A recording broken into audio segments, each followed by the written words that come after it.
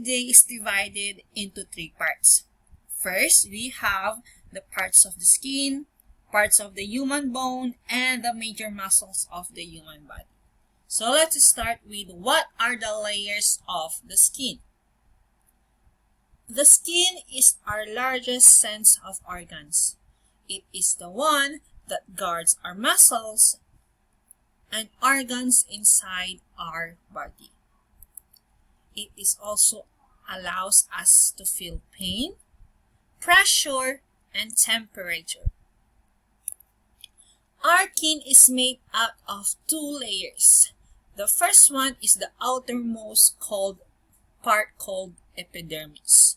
The epidermal layer consists of another 5 layers, which we have the stratum corneum, stratum lucidum, stratum granulosum, stratum spinosum, and stratum basale. The outermost layer of the epidermis is called stratum corneum.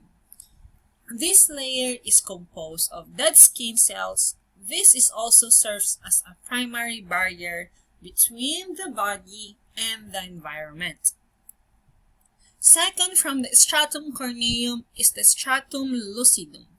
It consists of flat cells and are normally found on the palms of the hand, fingertips, and the sole of the feet. Next is the third layer of epidermis called stratum granulosum.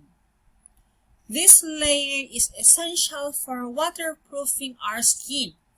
This is where keratin production occurs. Keratin is a protein that is the main component of the skin. The fourth layer of epidermis is the stratum spinosum. This is the layer that contains melanin, a pigment that protects us against from harmful ultraviolet radiation. And the last is the stratum basale. This is the deepest layer of the skin. This layer is essential for producing new skin cells. The skin's second layer is called the dermis. It is the thickest layer of the skin. It is made up of connective tissue which provide strength and flexibility to the skin. There are also glands found in this layer. First is the sweat glands.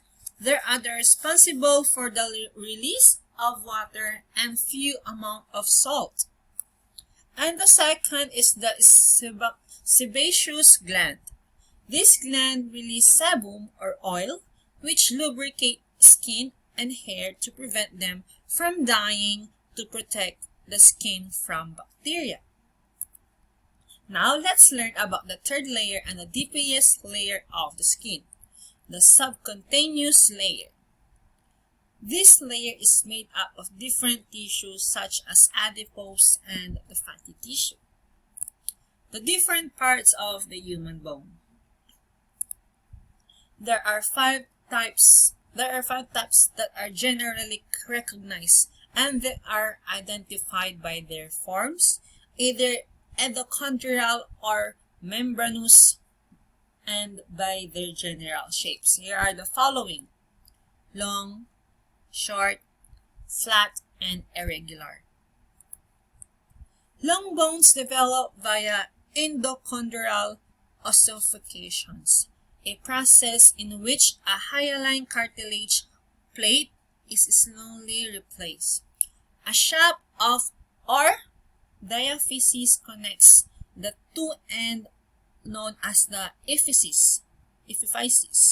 The marrow cavity is enclosed by the diaphysis, which is a thick compact bone. Following examples are humerus, ulna, radius, fibula, tibia, femur, metacarpals, and phalange. Next is the short bones, which consists a thin external layer of a compact bone. covering a vast spongy bone and marrow, making a shape that is more or less cuboid. The carpal bones and the tarsus bones fall into this category. In flat bones, two layers are compact bones cover both spongy bone and bone marrow spaces. They grow by replacing connective tissues, and fibrocartilage cover their articular surface.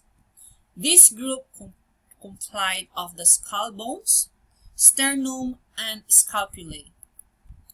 A thin layer of compact bones cover a mass of mostly spongy bone in our next group. Irregular bones. This group is not categorized by shape, but by bone content, and includes bone of the skull, vertebrates, and hips. The major muscles of the human body. The upper limb comprises many muscles which are organized into anatomical compartments. These muscles act on the various joints of the hand, arm, shoulders, maintaining tone, providing stability, and allowing precise fluid movement. Examples are deltoid, biceps brachii, triceps brachii, gluteus maximus, and sartorius. The muscles of the lower limb includes the strongest and the longest one of the body, as they must be to power walk and standing upright. These muscles move a thigh and legs and control the foot.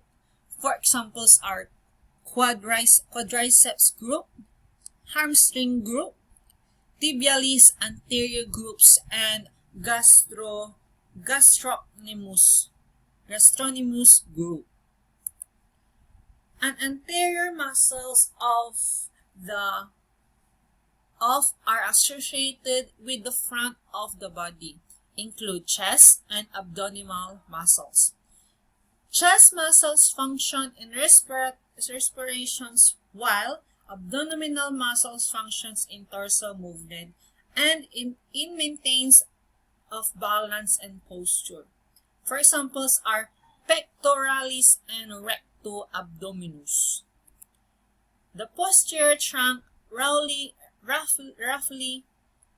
encompasses the upper back from the shoulders to a lumbar area above the iliac crest. For examples are trapezius and latissimus dorsi.